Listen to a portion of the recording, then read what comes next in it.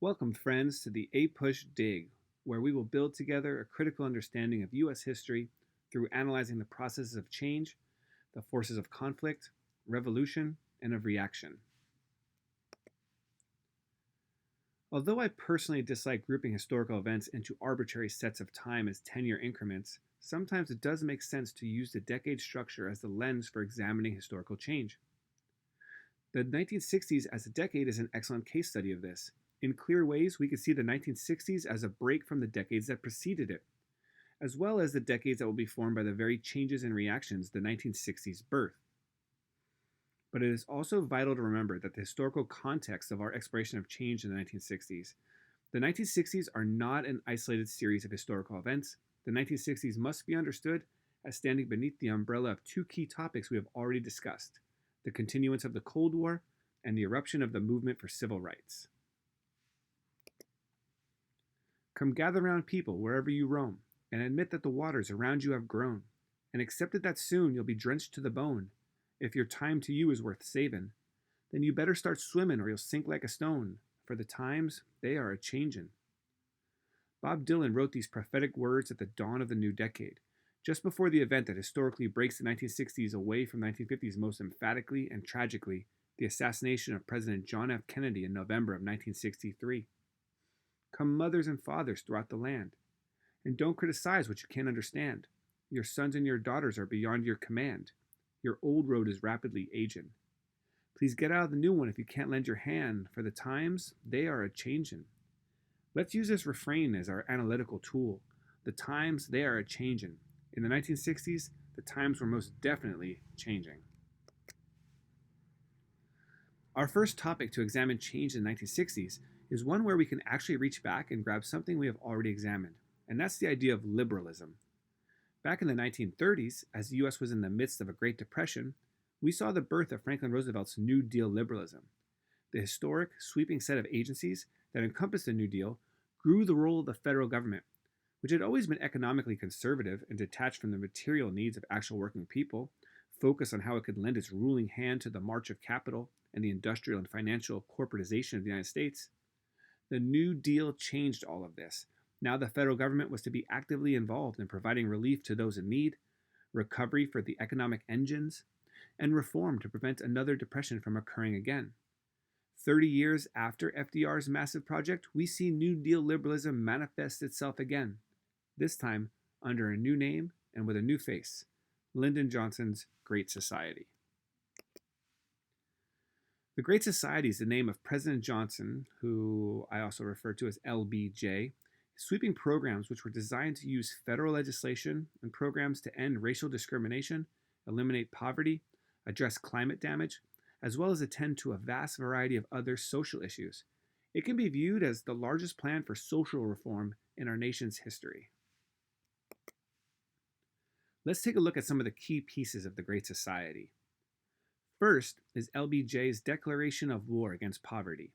In a time of unparalleled economic growth stretching back from the end of World War II almost 20 years earlier, the war on poverty was designed to improve the economic conditions of those the Cold War capitalist expansion had left behind. The Economic Opportunity Act was created with the goal of breaking the cycles of poverty. It was not a wealth redistribution system. Rather, the war on poverty was about job training, expanding economic opportunities, and finding new work. After Johnson became president and Democrats took control of Congress in 1964, Medicare and Medicaid became law. Medicare covered hospital and physician costs for the elderly who qualified. Medicaid covered healthcare costs for people getting cash assistance from the government. Both programs served as a safety net for America's most vulnerable and serve as a theoretical foundation for today's debate around Medicare for all, or the lowering of the age someone needs to be eligible for free healthcare from 65 to 0. Education was also a key part of the Great Society.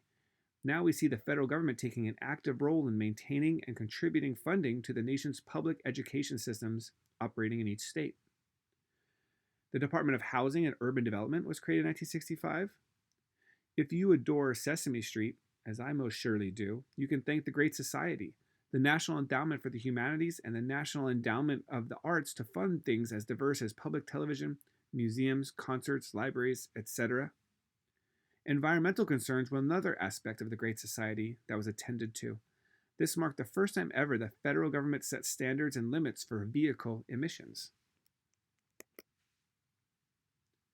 We can also include the key civil rights legislation that LBJ signed as being part of his Great Society.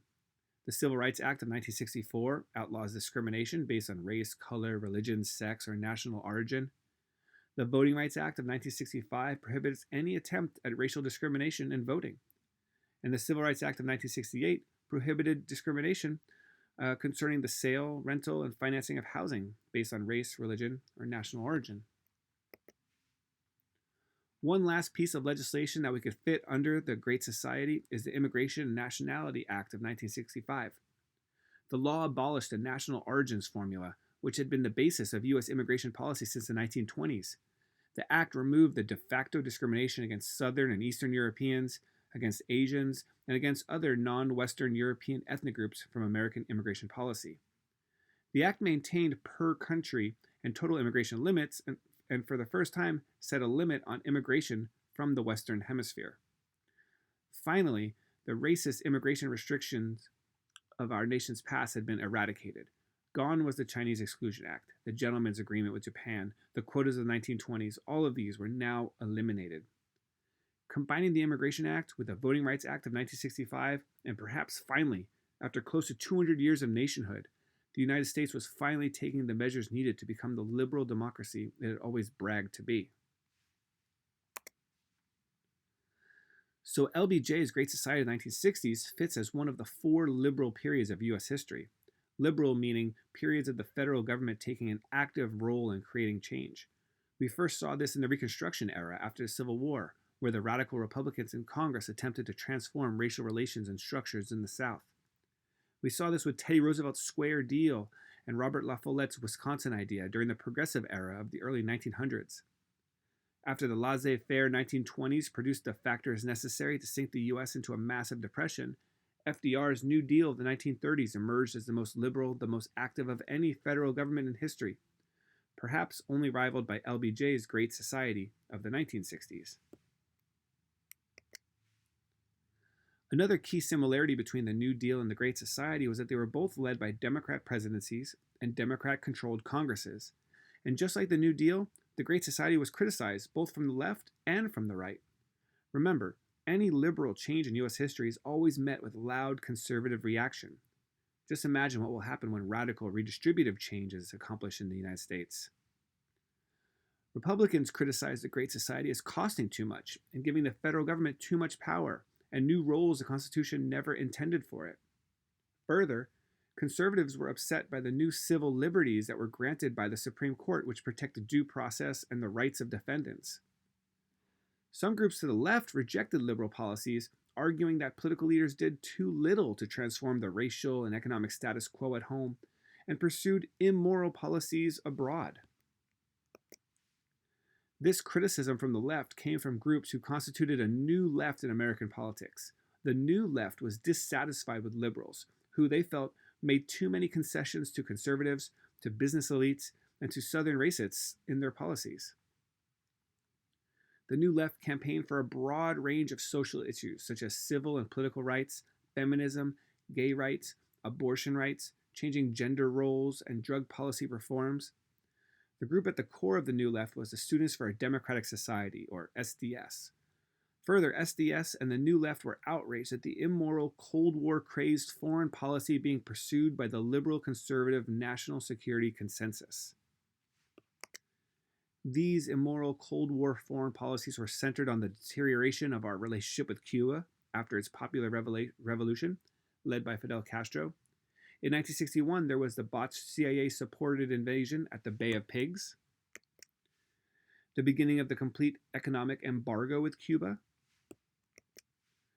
and the nuclear brinksmanship with the Soviet Union in the Cuban Missile Crisis.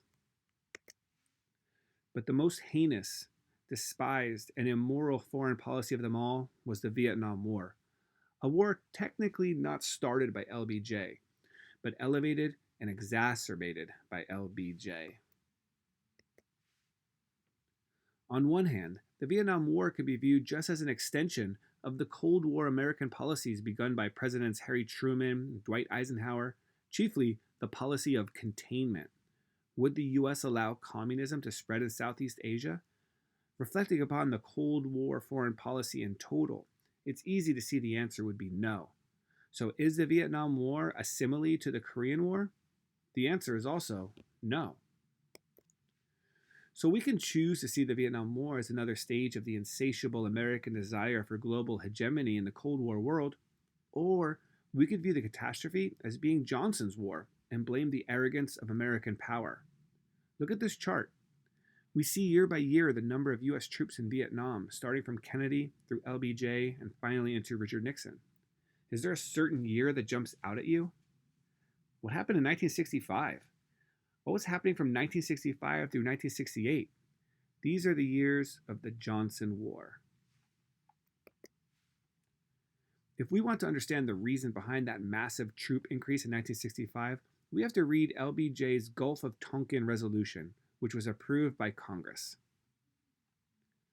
The North Vietnamese Navy has deliberately attacked United States naval vessels lawfully present in international waters and have thereby created a serious threat to international peace. These attacks are part of a deliberate and systematic campaign of aggression that the communist regime in North Vietnam has been waging against its neighbors and other free nations.